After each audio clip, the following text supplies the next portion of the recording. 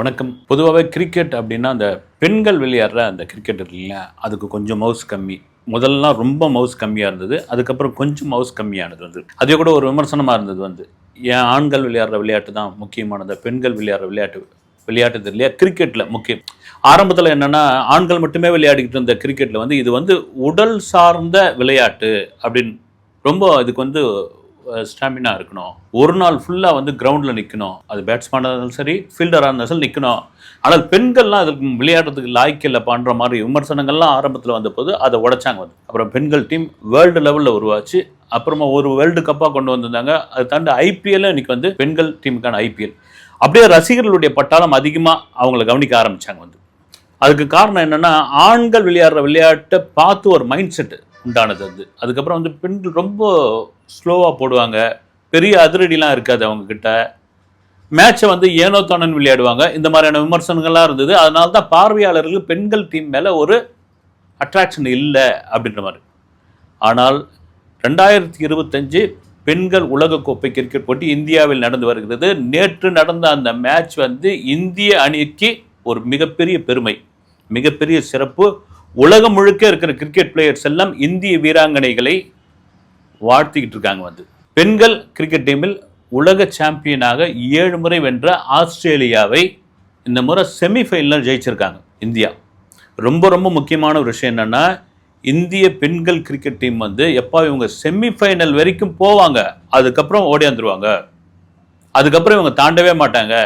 கப்பை யாராவது ஒருத்தர் அடிச்சுக்கிட்டே போவாங்க. ஏன்னா கிரிக்கெட்டை கண்டுபிடிச்சது இங்கிலாந்து. ஆனால் அதை தாண்டிய மிகப்பெரிய கிரேஸ், மிகப்பெரிய வியாபாரம், மிகப்பெரிய அளவிற்கான ரசிகர்களுடைய கூட்டம் இந்தியாவில் தான் இருக்குது. இன்னைக்கு ஐபிஎல்ல அவ்வளோ பெரிய வருமானத்தை பிசிசிஐ தான் ஈட்டிக்கிட்டு இருக்கு. பிசிசிஐ வச்சது தான் ஐசிசிஐடைய மிகப்பெரிய கண்ட்ரோல். இங்கே தான்ப்பா குடுமையே இருக்குன்ற மாதிரி விமர்சனங்கள்லாம் இருக்குது. அதற்கு காரணம் என்னன்னா, இந்தியா தான் இந்த விளையாட்டில் அவ்வளோ பெரிய வருவாயை கொட்டி தீர்க்கிறது. நிறைய பேர் சொல்லுவாங்க, 11 பேர் விளையாடுறத 11 கோடி முட்டாள்கள் பார்த்து கொண்டு இருக்கிறார்கள் அப்படின்னு. அதெல்லாம் தாண்டி நீங்கள் என்ன தான் சொல்லுங்கள், நாங்கள் கிரிக்கெட்னா கிரிக்கெட் தான், எங்களை பிரிக்கவே முடியாதுன்னு நிறைய விமர்சனங்களாம் உண்டு வந்து. நியூசிலாந்துலாம் பார்த்தீங்கன்னா இப்போது கிரிக்கெட்டுடைய மவுஸ் கொஞ்சம் கொஞ்சமாக குறைந்து ரக்பி அப்படின்ற ஒரு விளையாட்டு மேலே அதிக ஈடுபாடு இருக்குது. ஆஸ்திரேலியாவிலும் அது குறையக்கூடாதுக்காக அவங்க நிறைய அந்த உள்ளூர் மேட்ச்லாம் விளையாடிக்கிட்டே இருக்காங்க, இந்த போட்டிலாம் வச்சுக்கிட்டே இருக்காங்க. ஆஸ்திரேலியா ஆண்கள் அணி எவ்வளோ பெரிய ஒரு பலம் வாய்ந்ததோ அதே போல் பெண்கள் அணி தான். குறிப்பாக நேற்று நடந்த மேட்ச்சில் யாருமே எதிர்பார்க்காத அளவுக்கு ஆஸ்திரேலியா டாஸ் வின் பண்ணி முதல் பேட்டிங் எடுக்கும் பொழுது அதிகபட்சமாக இவங்க என்ன ஒரு 230 240 அடித்தா நம்ம ஈஸியாக நம்ம பெண்கள் அணி வந்து இந்திய அணி வந்து ஈஸியாக அடித்து தூக்கின்னு வந்துடலாம் அப்படின்னு நவீன் மும்பையில் பட்டேல் ஸ்டேடியத்தில் அவ்வளோ பெரிய க்ரௌடில் உட்காந்துக்கிட்டு இருக்காங்க. இதில் முக்கியமான ஒரு விஷயம் என்னன்னா, திரும்ப சொன்னது தான், நான் குறைச்சி சொல்லலை.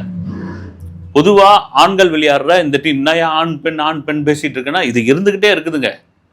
அந்த மேட்சுக்கு தான் கூட்டம் அதிகமாக இருக்கும். இந்த மேட்ச்சில் பார்த்தீங்கன்னா அவ்வளோ பெரிய க்ரௌடு. குறிப்பாக செமிஃபைனலில் போயிருக்காங்க. இந்தியா ஜெயிச்சே தீர வேண்டும், ஃபைனல் போகணும், ஃபைனல் போய் கப்பை அடிக்கணும் அப்படின்ற ஒரு வெறி, அதற்கான ஆதரவு ஒரு பக்கம். ஏன் நம்ம பிளேயர்ஸே இருக்காங்க இல்லைங்களா இந்தியன் டீமில்.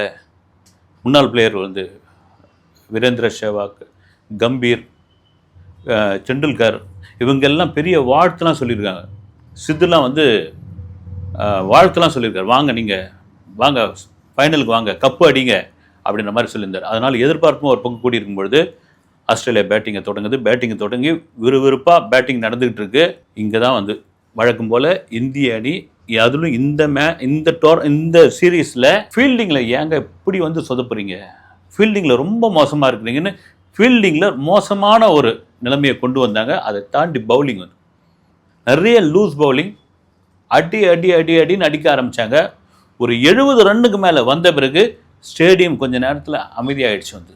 என்னையா விளையாடுறாங்க இவங்க அப்படின்னு கொஞ்சமாக ஆட்டம் சூடு பிடிச்சி அடிக்க ஆரம்பித்தாங்க. நிறைய வந்து கேட்ச் மிஸ் பண்ணாங்க.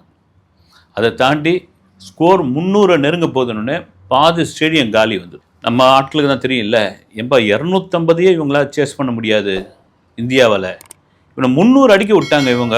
இதுக்கப்புறம் ஆட்டம் பார்க்குறது வேஸ்ட்டு, நம்ம போய் ட்ரெயினையோ பஸ்ஸையோ பிடிச்சி நம்ம போயிட்டு வீட்டில் போயிட்டு நம்ம வேலையை பார்ப்போம் அப்படின்னு ரஜிக்கு ஸ்டேடியம் வந்து பாதி க்ளோஸ். அங்கே இருக்கிற வர்ணனையாளர்லாம் கேலியும் கிண்டலுமா சின்னதாக அதை வந்து சொல்லிக்கிட்டு இருக்காங்க. வந்து இந்தியன்ஸ் வந்து ரொம்ப எமோஷ்னல் ஆகிடுவாங்க.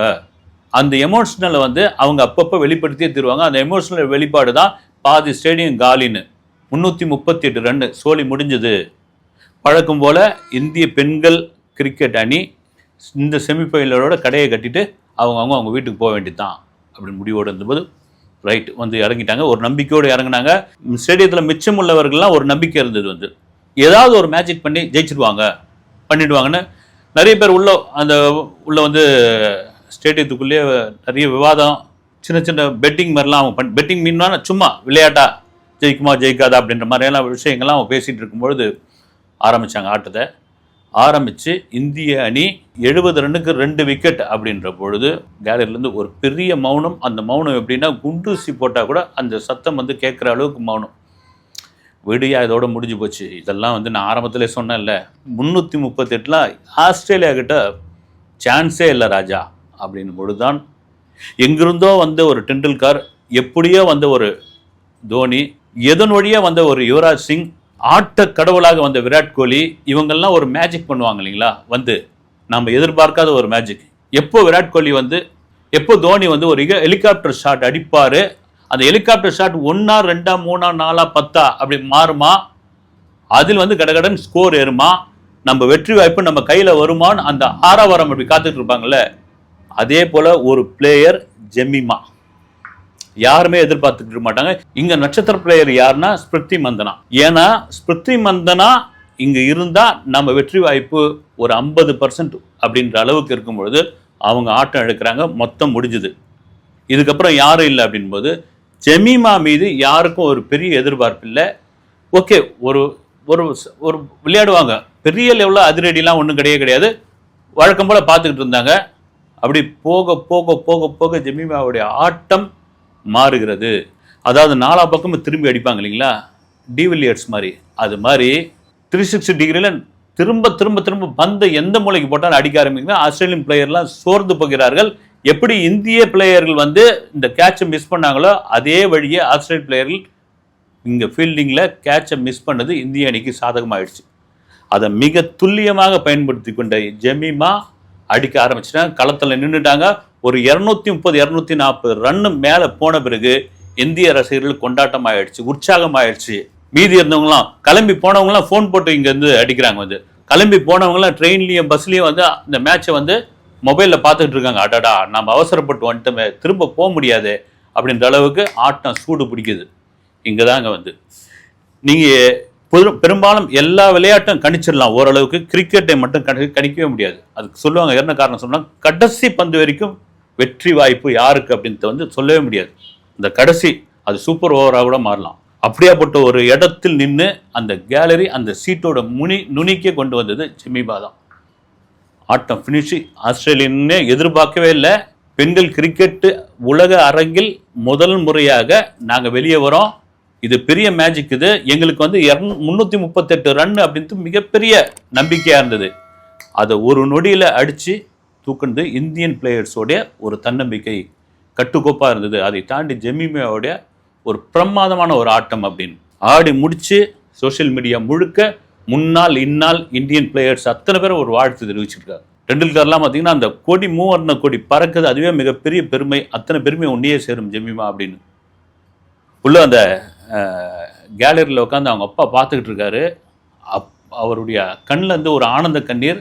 அந்த கோச்செல்லாம் எகிரி துள்ளி குதிக்கிறாங்க. அவங்க அப்பா அம்மாவால் தாங்க முடியாத ஒரு சந்தோஷம்.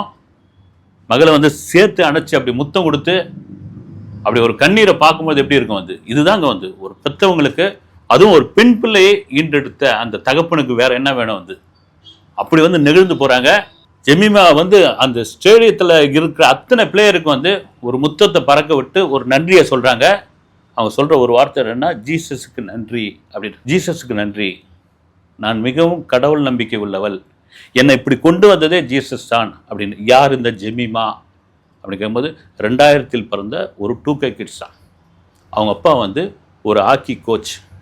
4 வயசில் ஹாக்கியும் விளையாடுவாங்க, கிரிக்கெட்டும் விளையாடுவாங்க ஜெமிமா. அப்படி 4 வயசுலேருந்து இந்த ஸ்போர்ட்ஸ் அவங்களுக்கு வந்து ரத்தத்திலே ஊறி போச்சு. அதன் பிறகு ஹாக்கி, கிரிக்கெட், பேஸ்கெட் பால் என்னென்ன விளையாட்டு இருக்கோ அத்தனையும் வந்து இதுதான் அப்படின்னு ஃபோக்கஸ் இல்லை அவங்களுக்கு. அப்புறம் சில நாள் ஹாக்கி பிளேயராக இருக்கும் பொழுது அவங்களுடைய கவனம் கிரிக்கெட் பக்கம் போது வந்து ஏன் நம்ம கிரிக்கெட் விளையாடினா என்ன அப்படி தோணுது. அப்படி அவங்க வந்து சௌராஷ்டிரா டீம் மும்பை டீமுக்கு நடக்கிற ஒரு மேட்ச்சில் இவங்க விளையாட ஆரம்பிக்கிறாங்க. அதில் 200 ரன் அடிக்கும் பொழுது தான் கிரிக்கெட் வாரியம், இந்திய கிரிக்கெட் வாரியம், பெண்கள் கிரிக்கெட் வாரியம் மொத்தம் வந்து ஜெமிமா மீது ஒரு கவனம். இந்த பொண்ணு நல்லா விளையாடுது, யார் இது என்ன விசாரிங்க அப்படின்றாங்க. ஐபிஎலுக்கு 2.2 கோடி ஏலத்துக்கு எடுக்கிறாங்க. எடுத்த காசு சும்மா இல்லைப்பா, கரெக்டாக தான் இந்த பொண்ணு விளையாடுருக்குன்னு அப்படியே இந்தியன் டீமுக்குள்ளே வரும்பொழுது ஒரு சராசரி ஆட்டக்காரியாக தான் இருக்கிறார்கள். அதை தவிர இடையிலையும் ஸ்கோர் பண்ணிக்கிட்டே இருப்பாங்க. இதுக்கெல்லாம் காரணம் என்னுடைய தந்தை தான். குறிப்பாக ஃபீல்டிங்லேயும் பேட்டிங்லேயும் ஒரு பெரிய நம்பிக்கை கொடுக்குற இடத்துக்கு வந்து ஜெமிமா வராங்க. பொதுவாக பார்த்தீங்கன்னா இந்த ஹாக்கி பிளேயர்ஸ், நீங்கள் மற்ற விளையாட்டு விளையாடுறவங்க பார்த்தீங்கன்னா கிரிக்கெட்டுக்குள்ளே வரும்போது அதிகமாக வந்து அவங்க வந்து அந்த ஸ்டார் அந்தஸ்து பெறுவாங்க. சவுத் ஆப்பிரிக்காவில் இந்த ஜாண்டி ரோட்ஸ் உங்களுக்கு தெரியும், வந்து அவருடைய மகளுக்கு வந்து இந்தியான்னு பேர் வச்சுருக்கார். முக்கியமான ஒரு விஷயம், அந்த ஜாண்டி ரோட்ஸ் வந்து இந்தியாவில் நடந்த ஒரு மேட்ச், எந்த வருஷம் ஞாபகம் இல்லை, ஒரு அட்டகாசமான ஒரு கேட்ச் ஒன்று பிடிச்சி அப்படியே காற்றுல போய் பிடிச்சிருப்பாரு. வேர்ல்டுலேயே எனக்கு தெரிஞ்சு பார்த்தீங்கன்னா அதுதான் பெஸ்ட்டு கேட்ச். அதுக்கு ஜாண்டி ரோட்ஸ் சொன்னது என்ன காரணம்னா, நான் வந்து ஒரு ஹாக்கி கோல் கீப்பர், அந்த பந்தை ஒரு சின்னதாக வந்து அந்த பந்தை வந்து நான் எப்படி தடுக்கணுன்ற ஒரு கவனம் என் கவனம் அதுக்குள்ளேயே இருக்கும். அது எனக்கு வந்து ஃபீல்டிங்கில் குறிப்பாக கேட்சில் என்னை மிஸ் பண்ணாது. வந்து நீங்கள் இந்த ஈயை பார்த்தீங்கன்னா இந்த பறவைங்க வந்து பிடிக்கும், சக்குன்னு பிடிக்கும். அந்த மாதிரியான ஒரு கேட்சாக வந்து பிடிச்சாரு. இப்போ ஜெமிமாவும் அதான் சொல்கிறாங்க, என்னுடைய இந்த கிரிக்கெட் விளையாட்டுக்கு மிகப்பெரிய உறுதுணையாக இருந்தது இந்த ஹாக்கி தான். இந்த ஹாக்கி, அதை தாண்டி என்னுடைய கோச், எல்லா விதத்திலும் என்னுடைய கோச்சான என்னுடைய அப்பா. இந்த வெற்றி, இந்த ரன்னு, இது எல்லாம் எங்கள் அப்பாவுக்கு தான் நான் வந்து சமர்ப்பிக்கிறேன் அப்படின்றாங்க. அரங்கமே மிகப்பெரிய கைத்தட்டலை கொடுக்குது. இதை மீறி கடந்த சில நாட்களுக்கு முன்னாடி தான் இந்தூரில் ஒரு சம்பவம் நடந்தது. உலகத்தில் உள்ள அத்தனை மீடியாக்களும் குறிப்பாக கிரிக்கெட் வாரியங்கள் அவங்களாம் என்ன சொன்னாங்க, இந்தியா ஏங்க இப்படிலாம், இந்தியாவுக்கு வந்து ரொம்ப பாதுகாப்பாக இருங்க, அங்கே போனீங்கன்னா ஏங்க இதெல்லாம் வந்து நீங்கள் கண்டிக்க மாட்டீங்களா அப்படி இப்படின்னு சில சம்பவங்கள்லாம் வந்து. அது ஏன் சொல்கிறேன் அப்படின்னா, இந்தூரில் நடந்த ஒரு மேட்ச்சு, அந்த மேட்சுக்காக ஆஸ்திரேலியன் பிளேயர்ஸ், வீராங்கனைகள் 2 பேர் அந்த ஸ்டார் ஹோட்டல் அவங்க தங்கி, இந்த ஸ்டார் ஹோட்டலுக்கு எதிர்க்க இருந்த ஒரு டீ ஸ்டாலுக்கு டீ சாப்பிட போயிருக்காங்க. அப்போது பைக்கில் போன ஒருத்தன் வந்து 2 பேரையும் வந்து பாலியல் ரீதியாக ஒரு சீண்டல் நடத்தியிருக்கான். அவங்க கொஞ்சம் அலறி போயிருக்காங்க, சத்தம் போட்டிருக்காங்க. திரும்பவும் வந்து அதை வேணும்னே பண்ணிட்டு போயிருக்கான். அவன் கிரிக்கெட் பிளேயர் நினச்சானா அல்லது வெள்ளைக்காரங்க வந்திருக்காங்கன்னு நினச்சானா தவறு தான். வந்து ஏற்கனவே இந்தியாவுக்கு டூருக்கு போனால் ஜாகிரதையாக போங்க, இந்தியாவுக்கு போகாதீங்க, அப்படி இப்படின்ற மாதிரியான ஒரு பிம்பத்தை வெளியே கட்டமைக்கிறாங்க. இவங்க 2 பேரும் கத்துறாங்க. அப்புறமா கோச்சுக்கு தெரியுது, அந்த அணியினுடைய மேலாளர் அவங்க வந்து கம்ப்ளைண்ட் போய் கொடுக்குறாங்க. இதெல்லாம் என்னங்கன்றாங்க. அதுக்குள்ளே படப்படன்னு சோஷியல் மீடியாவில் இந்த தகவல் வருது. சோஷியல் மீடியா முழுக்க வந்து ஜாக்கிரதையாக இருங்க, வெளியே போகாதீங்க, ஹோட்டலுக்குள்ளே இருங்க, மிக மோசமான நாடு அப்படி இப்படின்றாங்க. ஆனால் இந்தூர் போலீஸ், மத்திய பிரதேஷ் போலீஸ் அடுத்த ஒரு 1.5 மணி நேரத்தில் அந்த நபரை பிடிக்கிறாங்க.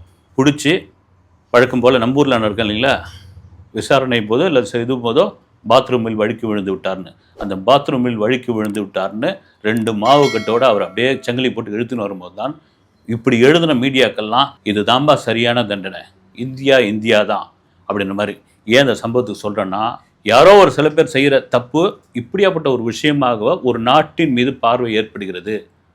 அதையெல்லாம் மீறி ஆஸ்திரேலியாவுக்கு எப்படியாப்பட்ட ஒரு மனநிலை இப்படி இருக்குன்னா, 7 முறை நம்ம வந்து கோப்பையை அடித்தோம்பா, இந்த தடவை செமிஃபைனலில் இப்படி ஒரு ரன்னை எடுத்துகிட்டு அதை இப்படி விட்டுட்டுமே நாம்போ அப்படின்ற ஒரு மிகப்பெரிய மன வருத்தம் இருக்கும். இதெல்லாம் தாண்டி நவம்பர் 2ஆம் தேதி சவுத் ஆப்பிரிக்கா கூட எப்படியாவது ஜெயிச்சு இந்த கப்பை அடிச்சே ஆகணும், நம்ம இந்தியாவுக்கு பெருமை சேர்க்கணும், ஆண்கள் அணிக்கு சளைச்சதில்லை எங்கள் பெண்கள் அணி அப்படின்ற காட்டிய தீரணுன்ற அளவுக்கு இந்திய பெண்கள் அணி மிக முனைப்போடு இருக்காங்க. ரசிகர்கள் அதிகமாக கூடியிருக்காங்க, பாராட்டுகள் அதிகமாக குவிஞ்சிருக்குது, ஸ்பான்சர்ஷிப் இன்னும் அதிகமாக இருக்குது. உலக அரங்கில் நாங்களும் சளைத்தவர்கள் அல்ல கிரிக்கெட் டீமில் அப்படின்ட்டு மறுபடியும் நிரூபித்திருக்கிறார்கள் இந்திய பெண்கள் கிரிக்கெட் வீராங்கனைகள். நவம்பர் 2 உங்களைப் போலவே நானும் மிகப்பெரிய ஆவலுடன் காத்து கொண்டிருக்கிறேன். இந்தியா கப்பை வெல்லும், வென்றே தீரும். அடுத்த வீடியோவில் சந்திக்கிறேன். நன்றி.